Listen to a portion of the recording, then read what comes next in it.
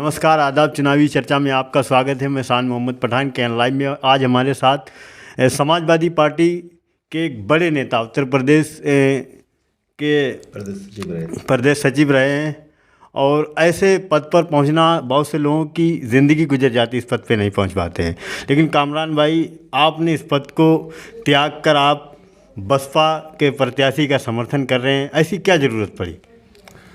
क्योंकि बात लीडरशिप की थी और जब हमें लीडरशिप नहीं मिली, हमारे बड़े भाई को टिकट नहीं मिला। हालांकि आज वो तो वहीं हैं, लेकिन तमाम जब हमने देखा तमाम कौम चारों तरफ कोई भी इंसान इस चीज़ से खुश नहीं था, तो फिर हमने सोचा कि ऐसे पद का क्या फ़ायदा जहां अपने लोग ही हमारा साथ छोड़ जाएं। जब हमारे अपने लोगों ने कहा कि भाईजान आपको बीएसपी में जाना है, तो हम सपा छोड़कर बीएसपी में आ गए। नहीं, लेकिन आप इस मुकाम पर हैं, प्रदेश लेवल का आपके पास पद है, लोगों के पास जिला स्तर के पद पर पहुंचते पहुंचते ज़िंदगी गुजर जाती है। आपको वहीं सपा में रहना चाहिए, हो सकता है सरकार बन जाती तो आपको और तरक्की बढ़ते, आप आगे बढ़ते, आपकी पॉलिटिक्स में आपका फ्यूचर आगे बनता। लेकिन आपने एकदम बिना किसी सूचना के, बिना सिर्फ एक प्रत्याशी को टिकट नहीं मिला, ऐसे तमाम लोगों को टिकट नहीं मिला, तो क्या ज़रूरत थी छोड़ने? अपना फ्यूचर देखना चाहिए था। फ्यूचर बनाने वाला जो है अल्लाह रब्बुल आलमीन है, ईश्वर भगवान अपने अपने तरीके हैं। फ्यूचर वो बनाता है, कोई इंसान किसी का मुस्तकबिल नहीं लिखता है। लेकिन जब जहाँ पर इज्जत ही ना हो, इससे पहले हमें भी टिकट दिया गया था, शायद आपको जानकारी नहीं होगी, मैं बता दूं। है जानकारी। जब निकाय चुनाव था उसमें आप समाजवादी पार्टी के छिबरामऊ से प्रत्याशी थे। जी, छिबरामऊ से मुझे भी टिकट दिया गया था और मेरा टिकट तो नामांकन भी करवा दिया था समाजवादी लोगों ने, और बाद में मेरा टिकट काट कर किसी दूसरे को टिकट दे दिया था। उसी दिन से मैं अपने आप को बहुत उलझा हुआ महसूस कर रहा था। ये पद जब मुझे दिया गया, मैं कतई इस पद को नहीं लेना चाहता था, ना मैं इस पद को रहना चाहता था, लेकिन ज़बरदस्ती इसलिए कि आपको सम्मान दे रहे हैं, सम्मान दे रहे हैं। समाजवादी लोग किसी को सम्मान देना नहीं चाहते हैं, वो सिर्फ अपनी बिरादरी को सम्मान देना चाहते हैं। लेकिन एक चीज़ है, आप जो आरोप लगा रहे हैं कि ताहिर हुसैन सिद्दीकी को टिकट नहीं मिला इसलिए आपने पार्टी को छोड़ दिया।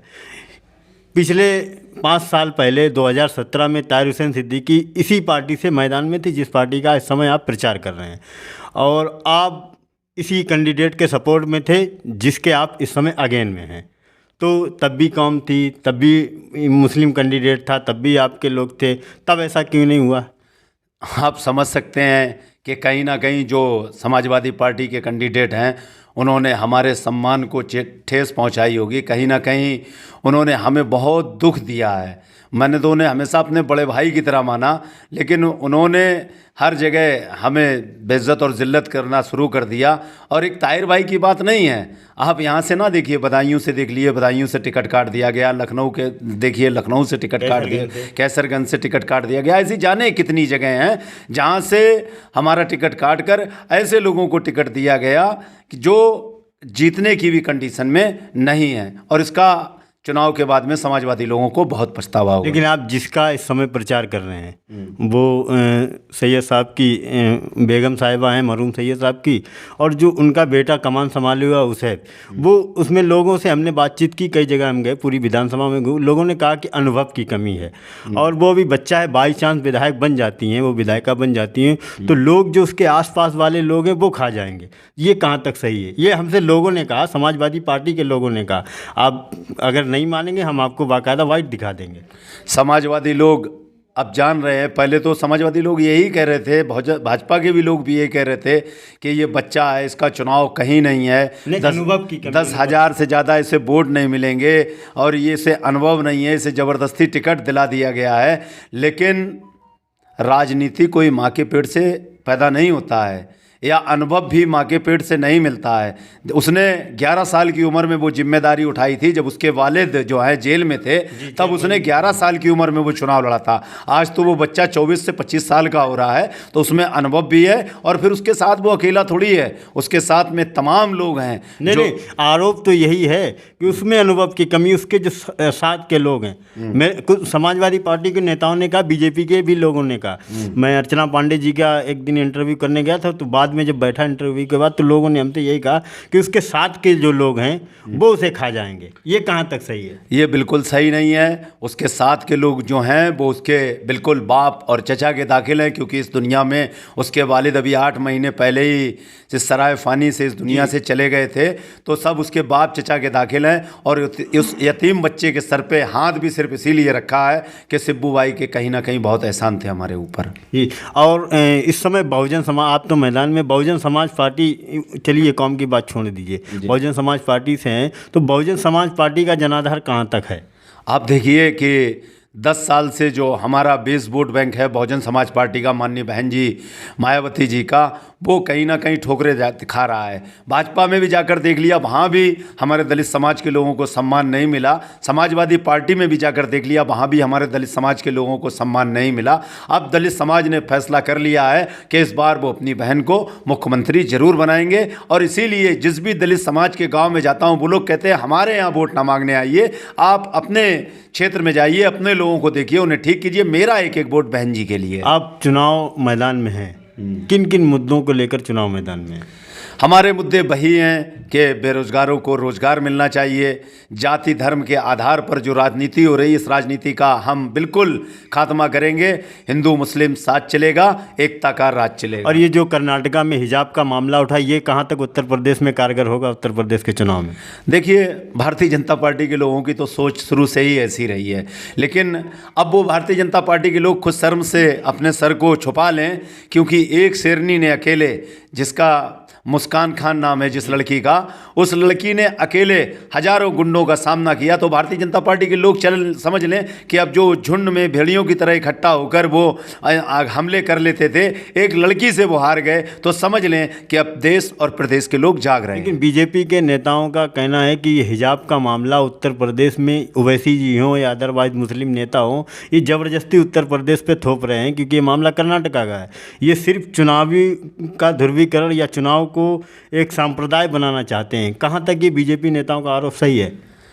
बीजेपी के नेता जो हैं वो जो कुछ भी कहते हैं कम है। आप बताइए, एक चॉकलेट होती है, उसके ऊपर रेपर क्यों चढ़ाया जाता है? उसके ऊपर रेपर इसलिए हम चढ़ाते हैं कि चॉकलेट पर मक्खियां ना लगें। इसी तरीके से हिजाब है, हिजाब में हमारी बहनें, हमारी माएँ सुरक्षित हैं, बच्चियाँ सुरक्षित हैं। आप देख रहे हैं कि कितनी घटनाएं बलात्कार की बढ़ी, और उसका मतलब यही हुआ हम चले गए कहीं ना कहीं पश्चिमी संस्कृति की तरफ। हमने मतलब जो है उल्टा सीधे पहनावों को अपने ऊपर ले लिया, लेकिन अब हम जागरूक हो गए, और आप देख लें कि हार भी माननी पड़ी है। एक लड़की जीत गई और हजारों लोग हार गए। आपका मुकाबला अरविंद यादव जी हैं, अर्चना पांडे जी हैं, आपका मुकाबला किससे है? अब यकीन मानिए, अब मुकाबला तो अभी किसी से नहीं है, क्योंकि जिस हिसाब से हाथी की रफ्तार है, जिस हिसाब से हाथी दौड़ रहा है, जिस हिसाब से लोग आधा आधा किलोमीटर से दूर कर गाड़ियों के पास आ जाते हैं, ऐसा लगता है कि बहुजन समाज पार्टी के मुकाबले में कोई नहीं है। बस भाजपा और सपा दूसरे और तीसरे नंबर की लड़ाई लड़ रहे हैं। मतलब भाजपा से ही आपका मुकाबला है? हाँ बिल्कुल। तो आपने अरविंद यादव जी का खेल खत्म कर दिया? हाँ, मुझे तो नहीं, हमने तो नहीं खत्म कर दिया है। आपके बताने के हिसाब से अरविंद यादव, इससे पहले अरविंद यादव जी के लोगों से हमने बातचीत की और कई गांव में गए, यादव बाउल गांव में गए, जाटव बाउल गांव में गए, तो उन्होंने यही कहा कि लगभग मुकाबला हमारा अर्चना पांडे से, बसपा का तो नाम ही नहीं है। अच्छा। और बहुत से लोगों ने तो ये कहा कि बसपा मुश्किल से 20,000 वोट ले पाएगी। तो आप कह रहे हैं कि आपका मुकाबला बीजेपी से है, तो फिर सपा, यहाँ पर सपा का खेल तो ख़त्म है। आप बताइए कि जो 1,12,000 वोट जो है वो मुस्लिम समाज का है, और जातिगत अगर गणना आप करें तो लगभग 70,000 वोट दलित समाज का है। लेकिन 80% दावेदारी भी तो है सपा की। अब आपको लगता है, आप निकलिए आसपास अपने गांव में या सराउंडिंग में जितने भी, हम तो गए। हाँ। लेकिन सपा के लोगों के मुताबिक 80% दावेदारी मुस्लिम वोट पे समाजवादी पार्टी की है। अब आप चंद मुट्ठी भर लोगों में जाएंगे, वो तो ठेका ले रखे हैं। नहीं, मुट्ठी भर लोगों ने कुछ नहीं कहा जी, सिर्फ समाजवादी पार्टी के नेताओं ने कहा। हम उन्हीं की तो बात कह रहे हैं, समाजवादी पार्टी के नेताओं की बात कर रहे हैं। अब आप जनता में जाइए, जनता से पता कीजिए, जनता का मूड पता करिए। जनता ने अपना मन बना लिया है कि जो है वाहिदा बानो को उन्हें अपना विधायिका बनाना है, और मुस्लिम बहुल क्षेत्रों में नहीं, क्योंकि हम चुनाव जात पात के नाम पर, ना हमने कभी जात पात की है, ना हम कभी जात पात के नाम पर लड़े हैं। आज भी मुस्लिमों से ज़्यादा ज़्यादा हमारे दोस्त हिंदू भाई हैं और हर वर्ग में हमारे दोस्त हैं। ऐसा नहीं, यादव समाज में भी हमारे बहुत अच्छे दोस्त हैं, ब्राह्मण समाज में भी हमारे दोस्त हैं। हमारी उन दोस्तों से भी लगातार बात हो रही है और वो भी हमें समर्थन देने का, वोट देने का वादा कर रहे हैं। आपका शहर छिबरामऊ है, आपके शहर से आपके प्रत्याशी कहाँ तक रहेंगे, पहले नंबर पे, दूसरे नंबर पे या तीसरे नंबर? आपके शहर पे आपका ये ख़ास रिजल्ट होगा या आपका ही एग्ज़ाम है? हमारा एग्ज़ाम नहीं, एग्ज़ाम हमारे लोगों का है।